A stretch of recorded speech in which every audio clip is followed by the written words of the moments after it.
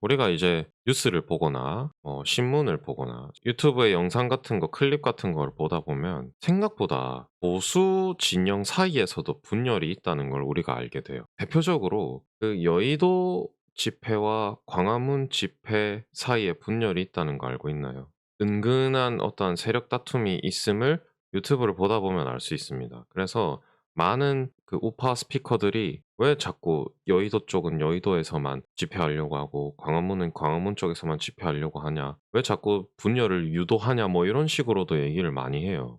그러나 요거는 분열이라고 보면 안 되는 겁니다. 그리고 보수주의를 제대로 알지 못하는 사람들이 아, 이것은 분열이다. 분열되지 마라. 합쳐라. 자꾸 그렇게 얘기를 하고 있는 겁니다. 왜 분열이 이루어질까? 아주 근원적인 단계에서 해석을 해보자면 이거는 권위를 인정을 하는 자들과 규제를 거부하는 자들 사이의 싸움인 거예요. 권위주의와 자유지상주의의 충돌인 겁니다. 권위주의자는 어떻게 보면은 우리가 흔히 생각하는 기독교인이라고 보면 돼요. 기독교인들은 아주 고매한 질서 안에 순종하는 사람들이죠. 성경, 하나님 말씀 이런 것들에 절대적으로 복종하는 사람들입니다. 그러니까 요게 사회로 딱 나갔을 때 권위주의, 권위를 되게 중요하게 생각하는 사람들이 되는 거예요. 그러나 신앙이 없고 조금 더 진보적인 성향을 가진 사람들이 있습니다. 보수 진영 측에서도. 보수주의 안에서 가장 진보적인 편에 속해 있는 자들이 이 자유지상론자들이에요. 그래서 규제를 거부하려고 합니다. 이들의 어떠한 위계 질서를 강조하고 지배와 복종이 분명해야 된다. 심지어 누구는 지배하는 운명을 타고났고 누구는 복종당할 운명을 타고났다. 요런 식으로까지 가는 사람들이 있어요. 그건 아닙니다. 그건 아니에요. 조금 극단적으로 권위주의자들은 요런 식으로까지 간다고 보는 겁니다. 보고의 자유지상론자는 완전히 거부하는 거예요. 그래서 이 객관적 질서, 규제를 거부를 합니다. 그리고 국가의 권력, 이 상승하는 것을 불신하고 개인의 힘이 축소되는 거를 멈춰야 된다고. 개인의 힘을 강조를 하는 거예요. 근데 조금만 더 생각해 보면 우리 사회에서 권위, 질서가 없으면 됩니까? 안 됩니까? 권위, 질서 너무 중요하죠. 그렇다고 해서 그 국가의 권력이 너무 강해져서 개개인을 억압하고 지배하려고 하는 그것 또한 나타나서는 안 되겠죠. 국가의 권력이 너무 세지면 자연스럽게 그 중앙 집권화가 되기 시작합니다. 그래서 그 지방자치가 무너지기 시작해요. 그 지방자치 안에 속해 있는 개개인의 역량과 잠재력이 무너지기 시작합니다. 특정 개인의 힘도 중요해요. 보수주의 안에서는. 왜? 인간은 불평등하기 때문에. 탁월한 자들이 있어야 됩니다. 국가를 이끌어가는 사람들도 있어야 돼요. 탁월한 능력으로. 그렇기 때문에 조금만 생각을 해보면 아, 권위도 필요하고 개개인도 필요하다. 라는 결론에 도달할 수 있겠죠. 어려운 게 아닙니다. 이게 막 충돌하는 원리처럼 보이는데 둘 다 있어야 돼요. 권위와 자유는 함께 가는 거고 심지어 이 권위 안에 있는 초월적 질서, 절대적 질서가 오히려 우리의 자유의 조건이 되기도 합니다. 그래서 자유는 무질서가 아닙니다. 자유는 질서를 없애는 게 자유가 아니에요. 기존에 있었던 것들을 없애버리는 게 자유가 아닙니다.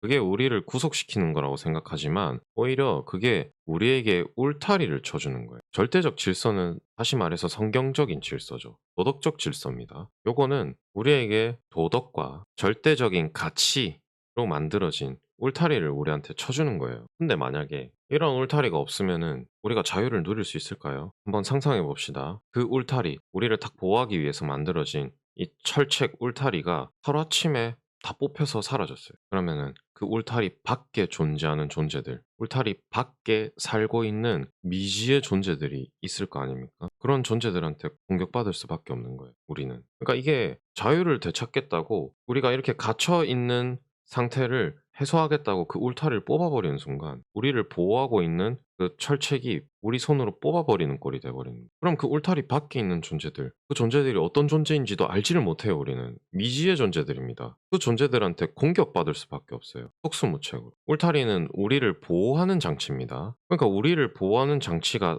없다면은 외부의 침략을 막을 수 있을까요, 없을까요? 절대 막을 수 없습니다. 그러니까 허허 벌판 위에 있기 시작하는 거예요. 울타리를 뽑아버리고 나니. 그러면 그때부터 잠을 제대로 잘 수 없겠죠? 불안감이 엄습하기 시작합니다. 울타리가 없어지니까. 질서가 없으면은 사회가 불안해져요. 그리고 언제든지 적이 쳐들어올 수 있기 때문에 항상 긴장과 그 적에 대한 증오감으로 하루하루를 살아가는 겁니다. 그게 자유로운 상태인가요? 절대 자유로운 상태가 아니죠. 그 미지의 적에 대한 증오감, 적대감 그것 가지고 하루하루를 살아가야 되는 거예요. 그러니까 이건 전혀 자유로운 상태가 아닙니다. 울타리가 있어야 그 안에서 우리는 자유를 누릴 수 있는 거예요. 안도감 안에 자유를 누릴 수 있는 겁니다. 그러니까 자유를 지키겠다고 자유로워지겠다고 그 이전의 전통적인 질서를 공격하고 파괴시키는 거는 그 우리를 지키기 위해서 만들어 놓은 건데 그걸 그냥 부수는 꼴이 돼 버리는 거예요. 그렇게 우리는 그 보호 장치를 잃게 되고 '언제든지 잡아먹힐 수 있다.'라는 불안감에 하루하루를 살아가다 보면 자연스럽게 어떤 존재를 찾게 됩니까? 우리를 다시 보호해 줄 수 있는 강력한 존재를 찾게 되죠. 그러니까 정부의 힘이 더 강력해지는 겁니다. 그들을 지키고자 하는 정부의 힘이 더 강력해져서 결국에는 어떻게 될까요? 독재자가 탄생하게 되는. 프랑스 대혁명의 결과가 결국 나폴레옹이었습니다. 자유를 추구하겠다고 기존의 모든 질서들을 다 파괴하고 나니까 결국 다시 독재가 시작된 겁니다. 군주 정치가 다시 시작된 거예요. 루이 16세를 처형시키고 왕정을 없앴는데 다시 왕정이 시작돼 버린 꼴입니다. 우리의 자유를 되찾겠다고 전통적인 질서를 파괴하는 건 다시 독재자의 탄생을 우리 손으로 그냥 만들어 버리는 꼴밖에 되지 않아요. 그러나 반대로 또 너무 권위를 강조를 해서 개인의 자유를 억압한다고 이 보수의 가치가 빛나는 건 또 아닙니다. 권위적이라는 건 사고가 편협하다는 거거든요.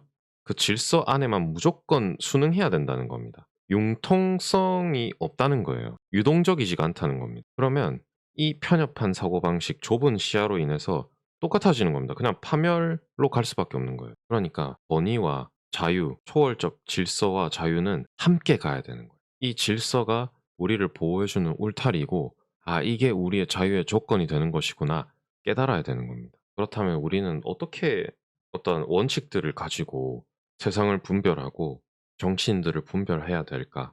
이런 고민들에 빠질 수밖에 없습니다. 그러나 한 가지 확실한 건 아까 얘기했듯이 자유를 추구한다면 질서를 그 무엇보다 중요하게 생각할 수 있어야 된다. 그게 보수의 10대 원칙으로 딱 이어집니다. 첫 번째, 보수주의자는 불변의 도덕적 질서가 존재한다고 믿는다. 불변의 도덕적 질서라고 함은 그냥 성경입니다. 그냥 성경이라고 생각하면 돼요.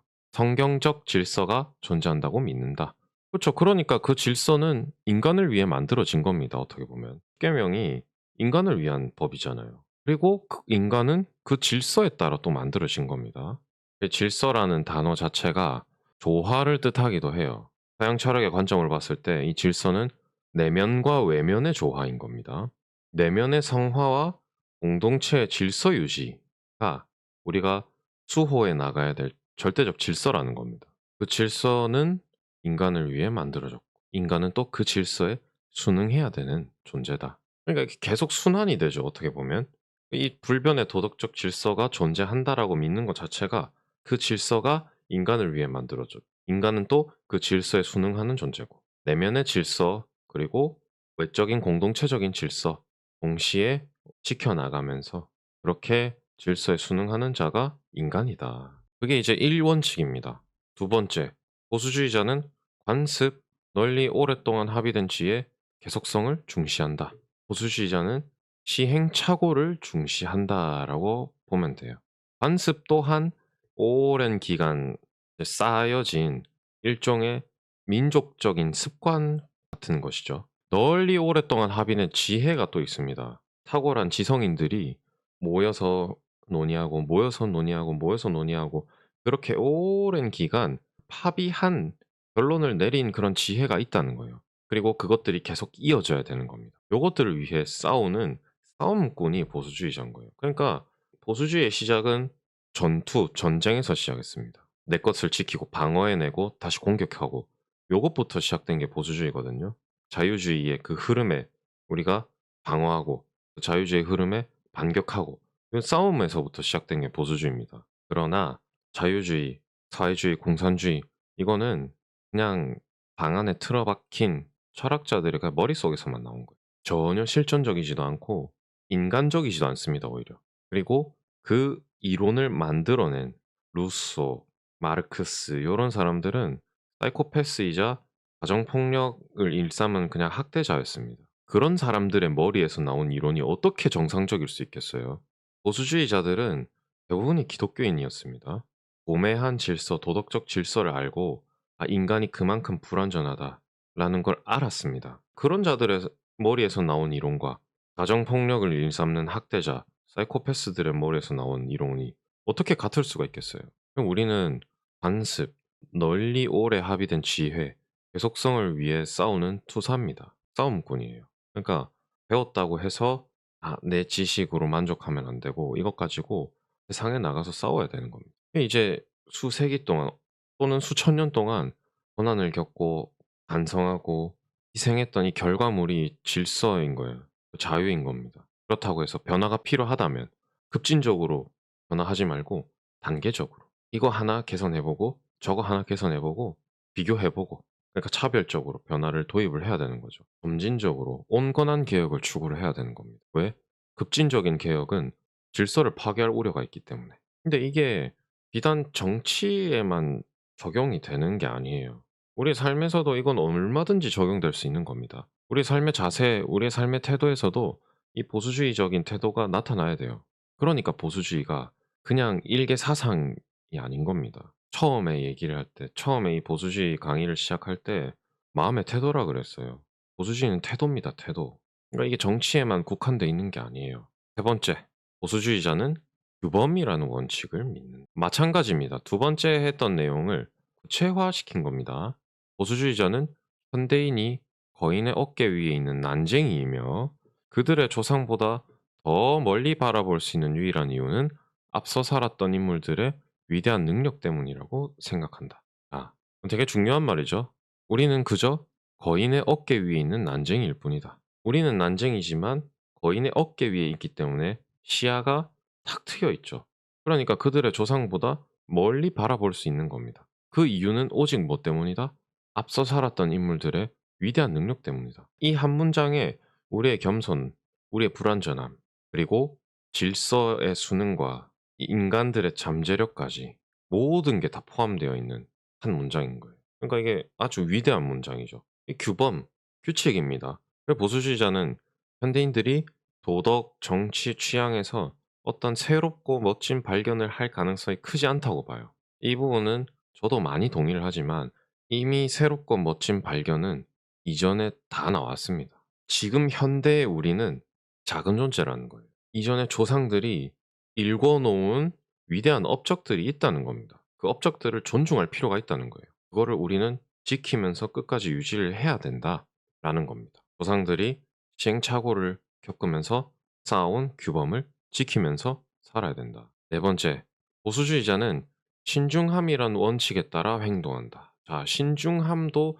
상당히 중요한 말입니다. 이 정책 하나를 하더라도 엄청난 논의와 확신에 가까운 장기적인 결과, 기대 효과를 감안해서 결정을 해야 돼요. 단순히 뭔가 단기적인 어떤 임팩트 때문에 정책을 만들어서는 안 되는 겁니다. 너무 많죠, 이런 게. 최근에 너무 많았습니다. 뭐 민식이법, 그리고 최상병 특검법, 뭐 등등등 너무 많아요. 그냥 일시적인 것 때문에 만들어진 법들이 너무 많습니다. 이번에 탄핵 계엄과 관련해 가지고 그게 이슈가 되니까 그 계엄법에 관련해서 개헌을 요구하는 그런 법들도 계속 나오고 있어요, 지금. 그러나 그게 장기적으로는 치명적인 악영향을 끼치는 법들입니다. 그래서 존 랜돌프라고 하는 사람이 뭐라고 얘기를 했냐면은 "신의 섭리는 천천히 움직이지만 악마는 언제나 서두른다."라고 너무 충격적인 말이지 않습니까? 이게 우리 사회를 보면서 어쩔 수 없이 영적으로 보게 되는 순간인 거예요. 우리 사회가 그냥 표면적인 현상으로만 봤을 때는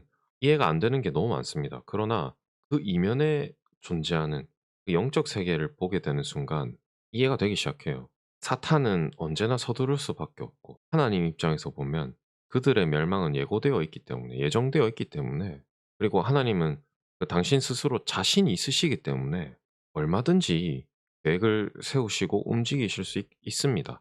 그러나 사탄의 입장에서 봤을 때는 그 멸망은 예고되어 있기 때문에 언제나 무엇이든지 할 때마다 서두를 수밖에 없는 거죠. 우리는 마찬가지로 신중함을 항상 고려하면서 움직여야 되는 겁니다. 이것도 사실 앞서 얘기했던 국민을 위한 정부가 사람들을 우매하게 만들면서 사라진 원칙 중에 하나인데, 신중하고 고민이 많고 뭔가 이것저것 고려를 많이 하는 사람들을 소위 말해 진지충이라든지 골치 아픈 인간이라든지 그런 식으로 폄하하면서 뭔가 좀 사회에서 격리시키려고 하는 그런 문화가 계속 있어요.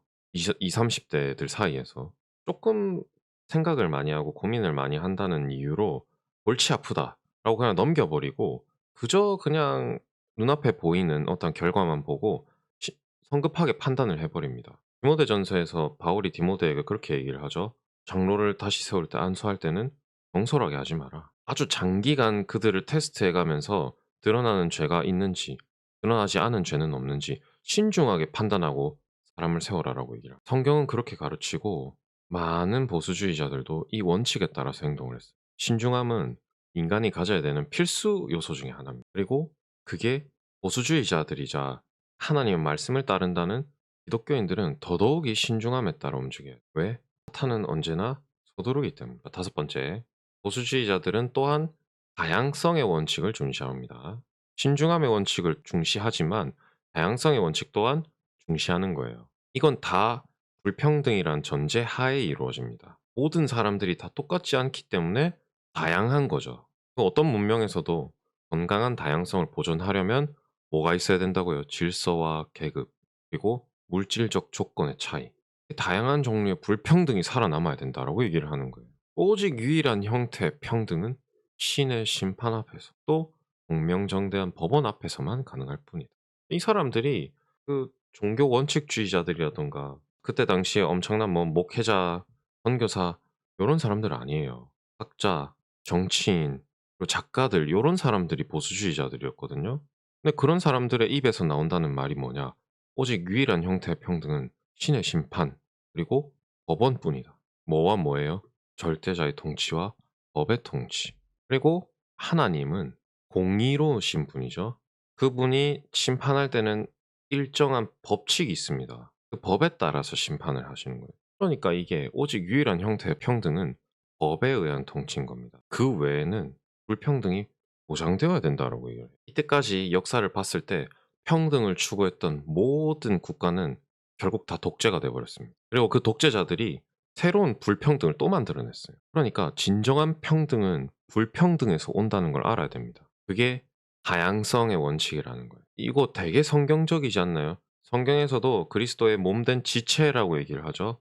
그 지체라는 게 뭡니까? 인간을 구성하는 모든 부속들을 얘기하잖아요. 팔다리, 손가락, 뼈 마디 하나하나, 혈관 하나하나 그 부속들을 얘기를 하잖아요. 지체라고 하는 건. 마찬가지입니다. 보수주의 또한 이 다양성을 존중해야 되는 거예요. 각자의 위치에 있는 건 그 각자의 위치에 있게 된 이유, 원인이 있다는 겁니다. 그게 불평등인 거예요, 불평등. 각 계층과 각 질서와 각 계급, 다양한 종류의 차이가 건강한 국가를 만들어낸다는 겁니다. 그 불평등이 없어지는 순간 독재가 찾아오게 돼 있어요. 그러니까 다양성의 원칙 또한 중시해야 된다. 그다음 여섯 번째, 인간은 불완전하다라는 원칙에 따라 보수주의자들은 스스로를 억제합니다. 여섯 번째 원칙이에요. 요것 또한 상당히 성경적인 내용인데 인간의 본성은 치유할 수 없는 어떠한 중대한 결점으로 고통받는다. 원죄가 있다는 거죠. 그렇기 때문에 불완전한 겁니다. 불완전하기 때문에 완벽한 사회 질서를 창조할 수가 없어요. 그래서 유토피아 틀린 겁니다. 유토피아는 절대 이루어질 수 없는 거예요. 사람이 완벽하지 않기 때문에 그렇습니다. 완벽하지 않은 사람이 완벽한 사회 질서를 만들 수가 없는 거예요, 애초에. 근데 인간은 또 뭐가 있습니까? 욕구가 있습니다. 욕구가 있기 때문에 완벽하지 않은 욕구가 있어요. 이상적이지 않은 욕구가 있습니다. 그러니까 점차 이상적인 것과 반대되는 결과로 향하게 되는 거예요. 되게 웃긴 거죠. 완벽하진 않은데 완벽하려고 하는 욕구는 있어요. 그러니까 점차 나는 완벽하다고 생각하는데 그거에 정반대의 길로 가게 되는 겁니다. 그러나 절대적 질서를 그나마 지키고자 하는 사회는 어떻게 되어 있냐. 어느 정도 질서가 잡혀 있어요. 그리고 그 질서가 유지되는 동시에 악과 불균형, 고통이 계속 존재합니다. 왜?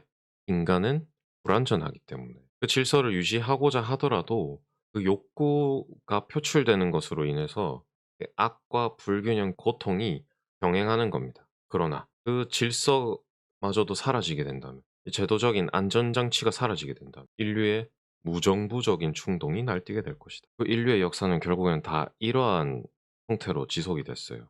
원죄와 그 원죄로 인한 무정부적인 충동, 그걸로만 역사가 계속 이루어졌습니다. 결국엔 다 똑같이 가는 거예요. 그래서 보수주의자들은 이 질서를 어떻게든 지키려고 스스로의 어떤 권리와 권한을 축소시켜 버립니다. 그게 여러 헌정 체제를 통해서 나타나 있어요. 인간은 불완전하고 본성상 이 제도를 무시하려고 하고 내 욕구를 표출하려고 하는 그 본성이 있기 때문에 이 본성을 그냥 억제시켜 버리려고 장치를 만들어 놓는 겁니다. 스스로의 권력을 제한시켜 버려요. 뭐가 있을까요? 대표적으로 삼권 분립 있죠. 그것 또한 인류가 만든 것이기 때문에 지금에서 보면은 완벽하지 않죠. 상호 견제가 안 되는 모습을 보여주고 있긴 하지만 그럼에도 불구하고 만들어졌을 때는 이 삼권 분립이라는 제도가 꽤나 완벽했습니다. 둘도 아니고 셋으로 서로를 견제하기 때문에 매수라든가 독재의 위험으로도 꽤나 자유로웠어요. 사법부가 독재, 부패하려고 한다면은 행정부와 입법부가 견제를 할 수 있고 행정부가 독재와 부패의 위협이 보이면 입법부와 사법부가 견제할 수 있는 겁니다. 그러니까 이 상호 견제 체제가 거의 완벽한 거예요. 행정부와 입법부가 손을 잡고 둘이서 해먹으려고 해도 사법부가 아직 건재하다면은 그 둘을 견제할 수 있게 되는. 그러니까 어느 한쪽으로도 독재로 치우쳐지지 않는 제도가 삼권 분립 제도였는데 일단은 우리나라는 그게 거의 다 무너졌죠. 그럼에도 불구하고 삼권 분립 제도는 꽤나 완벽한 제도라고 볼 수 있는 겁니다. 그리고 미국의 상원 하원 제도, 양원 제도라고 하죠. 그것 또한 마찬가지입니다. 상원의 입법 발의를 하원이 견제할 수 있고 하원의 입법 발의를 상원이 막아설 수 있습니다. 국회의원들 사이에서도 견제가 가능한 거예요. 이게 스스로의 권한을 제한시킨 사례라고 봐도 되겠죠. 권력을 얼마든지 자신의 바운더리 안에 위치시킬 수 있습니다. 그럼에도 불구하고 인간은 불완전하고 인간이 많은 권력을 갖게 되면 독재로 나아갈 수 있기 때문에 그 보수주의자들은 스스로를 제한시켜 놓은 거예요. 그런 제도들이 지켜져야 됨을 우리는 알게 되는 겁니다. 일곱 번째, 보수주의자들은 자유와 재산권이 밀접하게 연결되어 있다고 확신합니다. 그 결국에는 자유가 어디에서 오냐? 사유재산에서 온다라고 보는 거예요. 자, 이거는 공산주의를 저격하는 겁니다. 공산주의는 무상몰수, 무상분배입니다. 국가가 개인의 사유재산을 취하려고 할 때 보상을 제공하지 않아요. 무상, 몰수. 그리고 분배할 때도 무상으로 분배를 합니다. 그러면은 사유재산을 가졌던 사람들은 졸지에 뭐가 되는 거예요? 하루아침에 그냥 거지가 돼버리는 거예요. 정부가 보상을 안 해주기 때문에. 그리고 이렇게 몰수하고 분배하는 과정에서 정부가 그 땅을 다 가지게 되죠. 그 재산을 다 가지게 됩니다. 그러면 어떤 상황이 발생하죠? 국가가 어느 순간 어떤 텀에서는 모든 나라의 재산을 다 가지게 돼요. 다 걷고 분배하는 이 타임라인 사이에 아주 잠깐이라도 국가가 이 모든 나라의 재산을 다 가지게 되는 순간이 발생합니다. 그때 정부가 이 재산을 다 먹어버려요. 그리고 국민들한테는 일부만 제공을 합니다. 이게 막 음모론 같은 게 아니에요. 실제로 모든 공산국가는 다 그렇게 했습니다. 왜? 공산주의가 독재하기 가장 편한 시스템이기 때문에 그래요. 이 무상몰수 무상분배 시스템 때문에 그렇습니다. 개인의 사유재산을 인정하지 않아요. 사유재산이 없습니다. 내가 가진 것들, 내가 버는 것들 국가에 일단 다 바쳐야 돼요.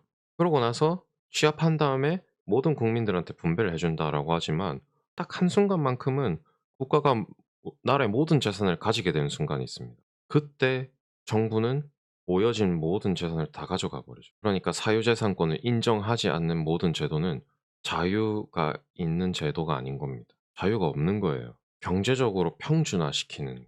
그게 진보가 아닙니다. 평준화, 특히나 상향 평준화, 그건 있을 수가 없는 말이에요. 모두가 한 단계 올라갈 수가 없는 겁니다, 애초에. 그리고 단순히 뭔가를 얻고 쓰고 이런 것들이 주요한 목적이 아니에요, 경제에 있어서. 사유재산 제도는 인류의 책임감을 가르치고 성실해야 한다는 동기를 제공하고 문화 전반을 지원하고 인류를 단순히 고된 일의 수준에서 벗어나도록 만들고 생각할 여가와 행동할 자유를 제공해주는 강력한 도구입니다. 책임감을 어떻게 가르치죠? 내가 일을 하는 만큼 돈을 벌 수 있고 내가 모은 만큼 돈이 쌓이고 그러면은 그것에 대한 책임감이 당연히 생길 수밖에 없죠. 마찬가지로 내가 일을 한 만큼 돈을 벌기 때문에 성실의 동기가 됩니다. 그리고 각 개인이 가진 재산을 사회에 소비함으로써 문화의 성장에 지원을 하게 돼요. 각 개인이 사유재산이 없으면은 문화 활동에 소비를 할 수 있습니까? 없어요. 문화가 성장하지 않습니다, 더 이상. 그러니까 문화 전반을 지원하는 거예요, 사유재산이. 그리고 고된 일의 수준에서 벗어나게 됩니다. 재산이 생기니까 한 차원이 높은 일을 할 수 있게끔 만드는 거예요. 재산이 생기니까 자유롭게 행동할 수 있는 권한을 주는 겁니다. 그래서 재산권과 아주 밀접하게 연결이 돼 있어요. 그것들을 보수주의자들은 확신을 하는 겁니다. 여덟 번째, 보수주의자는 자발적인 공동체를 지지하고 강제적인 집산주의에는 반대한다. 자발적인 움직임, 이거는 지방자치제도를 뜻해요. 강제적인 집산주의는 중앙정부 체제를 뜻합니다. 근대 민주주의는 원래 생성될 때부터 지방자치를 엄청 중요하게 생각을 했어요. 그래서 박정희 대통령도 새마을 운동을 계획하고 실행했던 이유가 지방자치제도의 활성화에 있습니다. 진정한 민주주의를 완성시키기 위해서 새마을 운동을 계획하고 실행하셨던 겁니다. 이 민주주의라고 하는 건 중앙과 지방의 협력을 통해서 이루어지게 되어 있습니다. 그러나 우리나라도 마찬가지지만 중앙 집중화가 심화될 경우에는 지방과 멀어지게 되죠. 중앙 집권이 심해지면 중앙 정부 위주의 정책들이 계속 발의가 됩니다. 지방의 사정과는 떨어진 정책들이 계속 나오게 돼 있어요.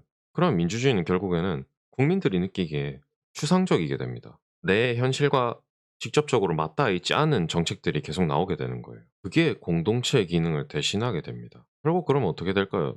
똑같습니다. 독재로 넘어가게 돼 있어요. 그래서 이게 민주적 독재라고 계속 얘기를 하는 게 민주주의도 독재의 위험이 있습니다. 중앙 집권적 민주주의는 결국에는 정책이 추상적일 수밖에 없어요.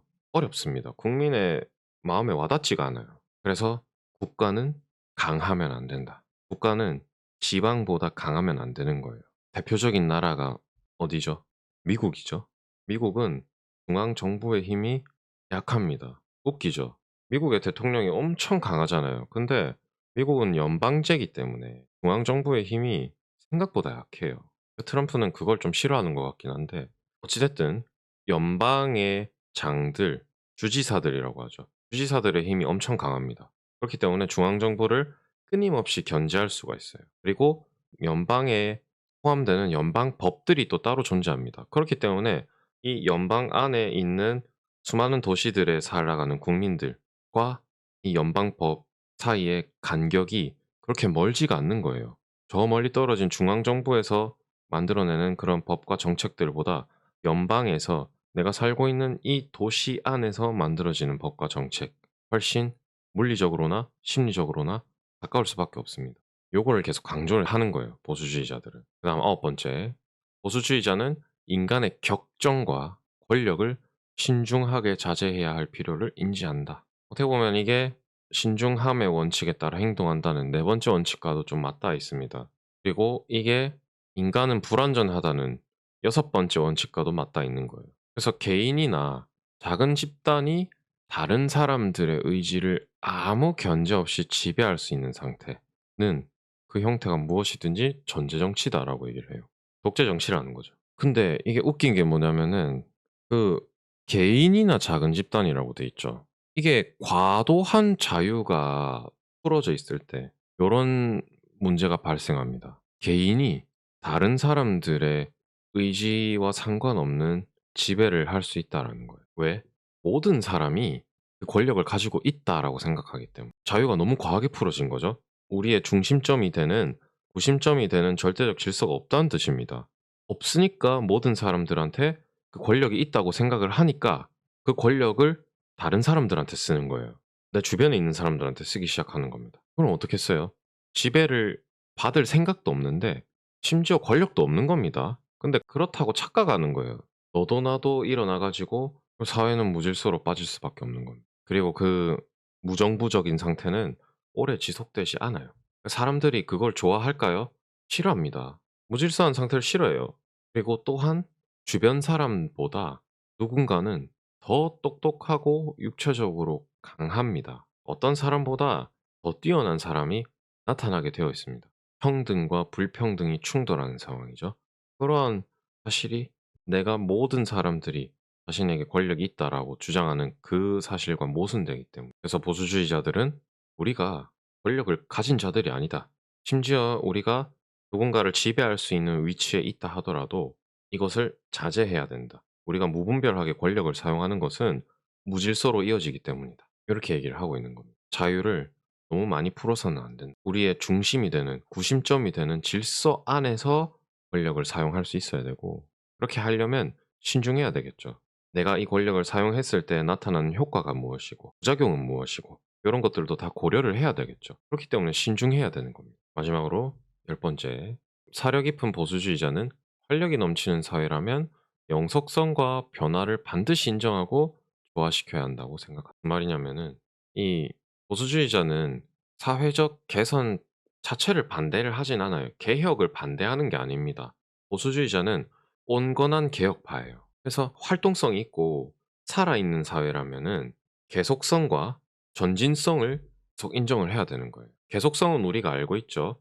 보수주의의 핵심 가치, 이 절대적인 질서, 도덕적인 질서가 지속적으로 유지되어야 된다라고 하는 계속성과 어떤 측면에서는 개혁이 필요한 순간도 찾아와요. 그게 전진성입니다. 이 두 개가 동시에 있어야 된다라고 생각을 하는 자들이 보수주의자들이라는 거예요. 계속성은 이런 효과가 있습니다. 우리한테 뭔가 안정감을 줘요. 왜? 꾸준히 지속되어 온 조상들의 시행착오들이기 때문에 웬만해서는 인간의 머리에서 나올 수 있는 지식이나 체계 중에서는 가장 합당하기 때문에 우리가 이것들을 계속 지켜나간다면 사회는 계속돼서 안정된 상태로 나아갈 수 있겠죠. 이런 계속성이 없으면 이제 사회는 구심점을 잃고 무질서한 상태에 빠지게 되는 겁니다. 동시에 이제 전진성이 있어야 되는데 이 사회에서의 전진은 신중한 개혁입니다. 그리고 개선을 촉구하는 실체이자 정신. 그러니까 실체이고 정신인 거예요. 그러니까 그 자체라는 겁니다. 전진하는 힘이 없으면 인간은 어떻게 될까요?